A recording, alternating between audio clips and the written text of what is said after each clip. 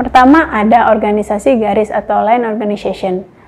Karakteristik organisasi garis atau line organization yaitu bentuk organisasi tertua dan paling sederhana.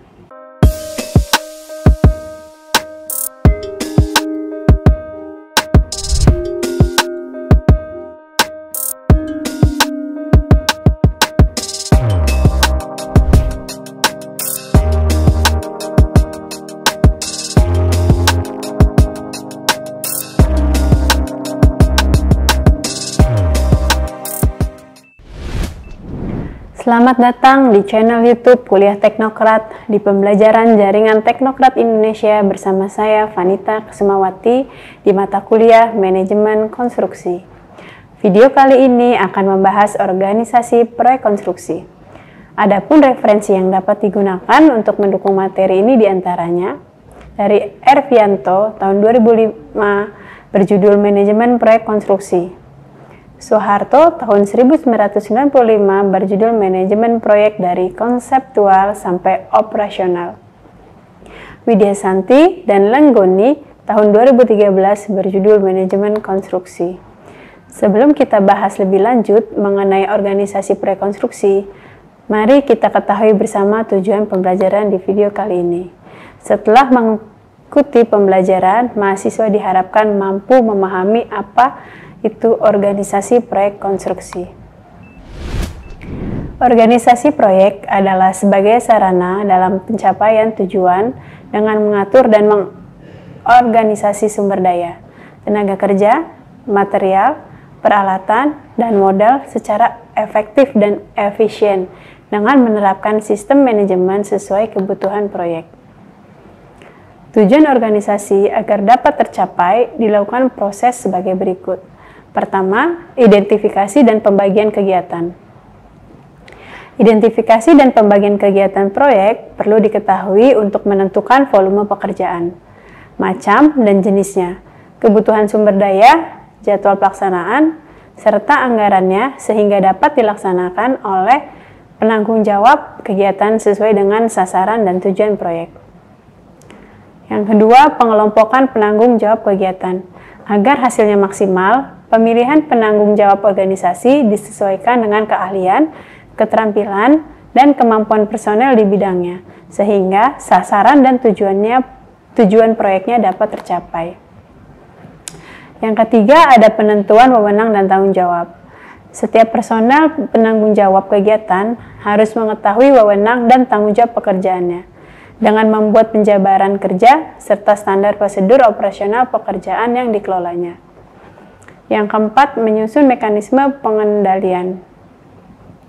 Organisasi proyek melibatkan banyak pihak, maka agar tidak terjadinya penyimpangan, mekanisme pengendalian dan koordinasi dibuat dalam format yang dapat menggerakkan organisasi dalam mengidentifikasi, memecahkan masalah, serta melakukan tindakan koreksi untuk mengatasi penyimpangan.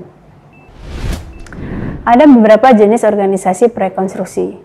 Yang pertama, organisasi berdasarkan hubungan kontrak atau perjanjian kerjasama.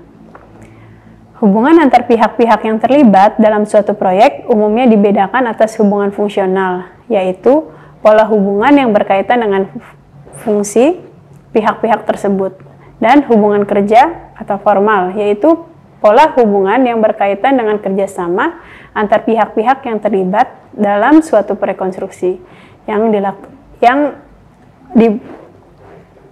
dikukuhkan dengan suatu dokumen kontrak. Secara fungsional, ada tiga pihak yang sangat berperan dalam suatu proyek konstruksi, yaitu pemilik proyek, konsultan, dan kontraktor. Faktor-faktor yang dipertimbangkan dalam pemilihan bentuk organisasi atau pendekatan manajemen dalam suatu proyek konstruksi adalah jenis proyek, keadaan, anggaran belanja, keadaan dan kemampuan pemberi tugas yang berkaitan dengan teknis dan administratif, dan sifat proyek itu sendiri. Pengelompokan fungsi menjadi dasar terjadinya berbagai bentuk atau pola organisasi dalam proyek konstruksi. Pada hakikatnya, bentuk-bentuk organisasi tersebut dapat dikelompokkan menjadi 5 bentuk organisasi atau pendekatan manajemen.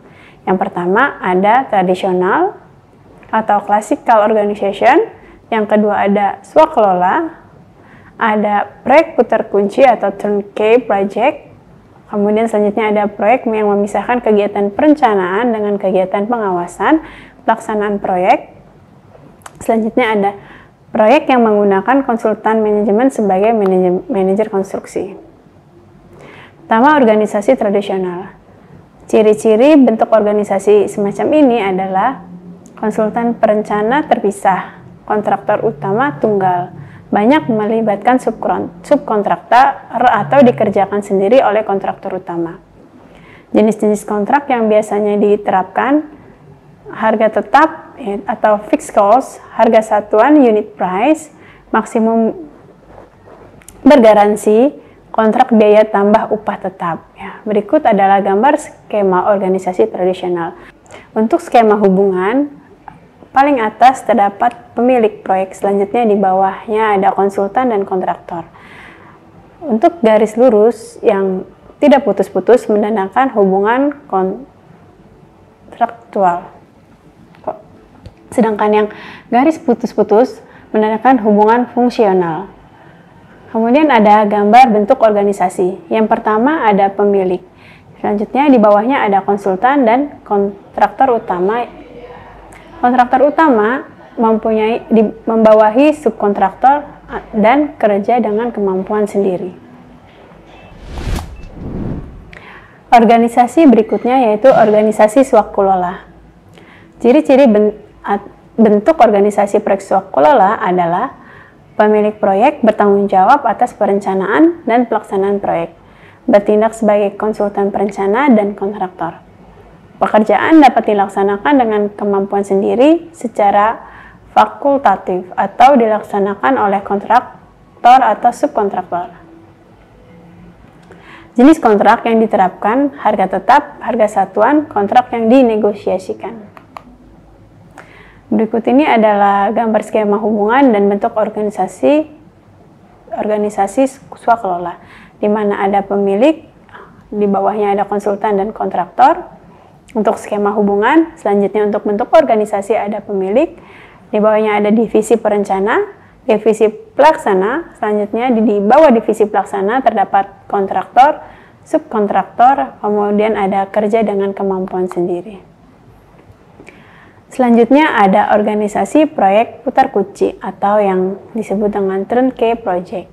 Ciri-ciri bentuk organisasi proyek putar kunci di mana konsultan dan kontraktor berfungsi sebagai perencana dan pelaksana, yaitu satu perusahaan yang bertanggung jawab baik untuk perencanaan maupun pelaksanaan konstruksi. Kemudian melibatkan kontraktor spesialis. Selanjutnya ada jenis kontrak yang diterapkan: harga tetap, harga maksimum bergaransi, kontrak konstruksi dengan biaya tambah upah tetap. Selanjutnya ada organisasi proyek memisahkan kegiatan perencanaan dengan kegiatan pengawasan pelaksanaan proyek. Berikutnya ada gambar skema hubungan dan bentuk organisasi turnkey. Yang paling atas adalah pemilik, kemudian di bawahnya ada konsultan atau kontraktor atau investor. Kemudian di bawahnya sendiri ada konsultan sendiri atau kontraktor sendiri, yang mana garis tegas menandakan hubungan kontraktual, garis putus-putus menandakan hubungan fungsional. Selanjutnya bentuk organisasinya: pertama pemilik, di bawahnya ada konsultan atau kontraktor, di bawahnya terpisah antara konsultan dan kontraktor utama, di bawah kontraktor utama terdapat subkontraktor, kemudian ada kerja dengan kemampuan sendiri. Selanjutnya ada organisasi yang memisahkan perencanaan dan pengawasan. Ciri-ciri bentuk organisasi yang memisahkan perencanaan pengawasan: yang pertama yaitu pihak yang bertanggung jawab terhadap kegiatan perencanaan berbeda dengan pihak yang bertanggung jawab terhadap pengawasan. Jenis kontrak yang diterapkan: harga tetap, harga maksimum bergaransi, kontrak konstruksi, desain dengan biaya tambah upah tetap.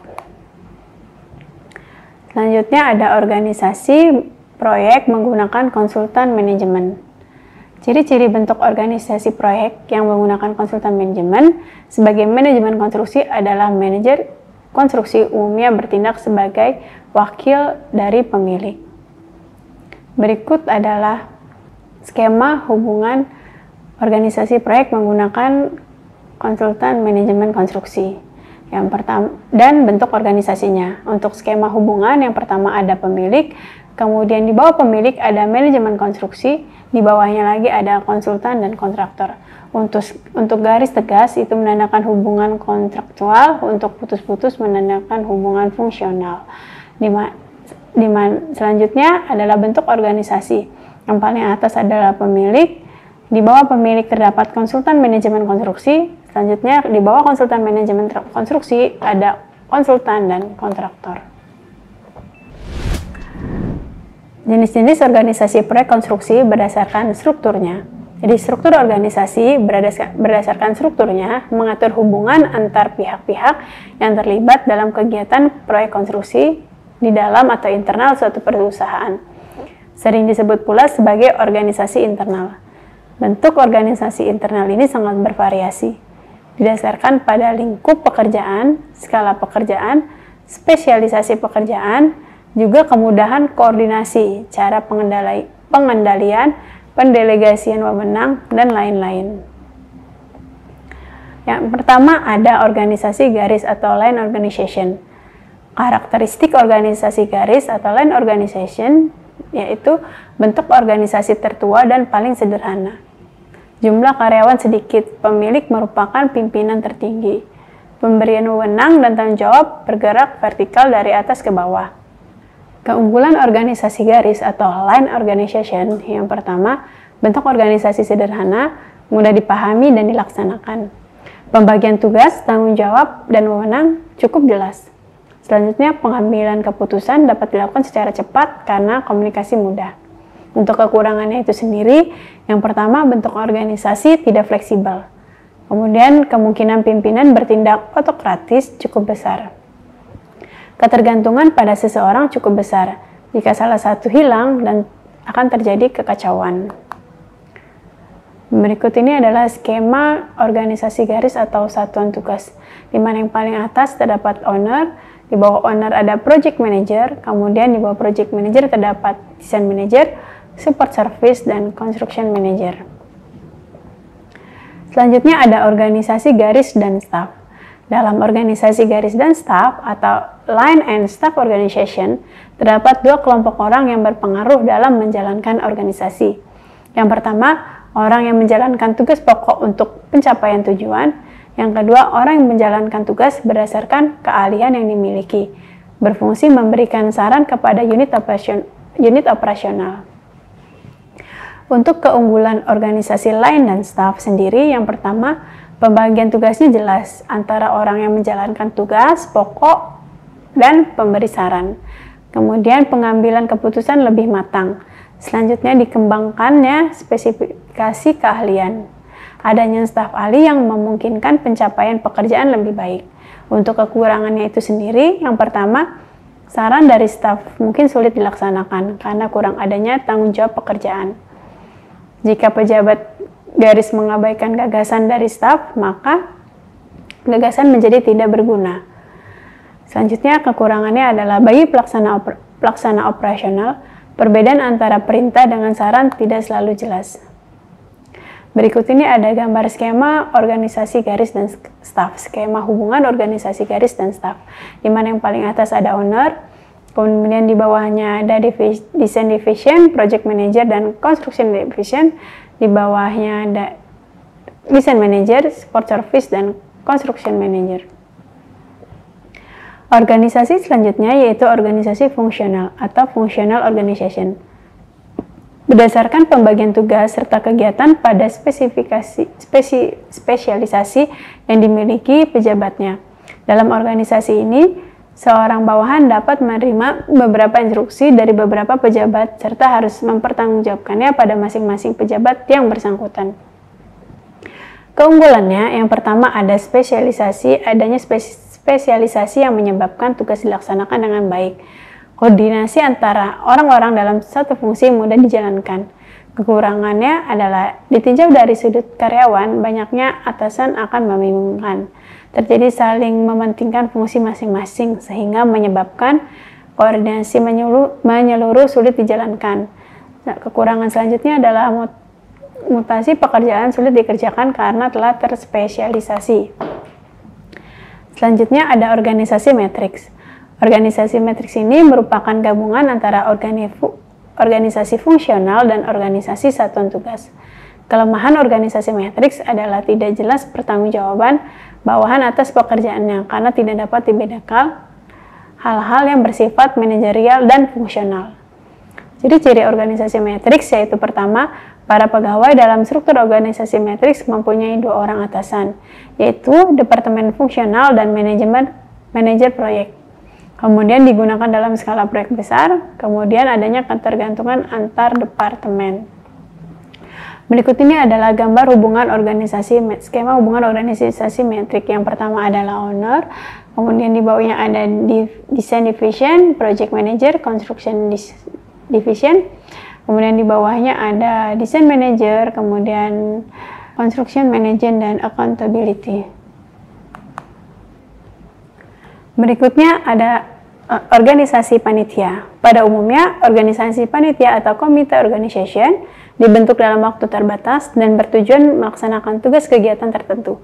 Ciri-ciri organisasi panitia, yang pertama ada jangka waktu pelaksanaan tugas atau kegiatan terbatas, volume kegiatan tertentu.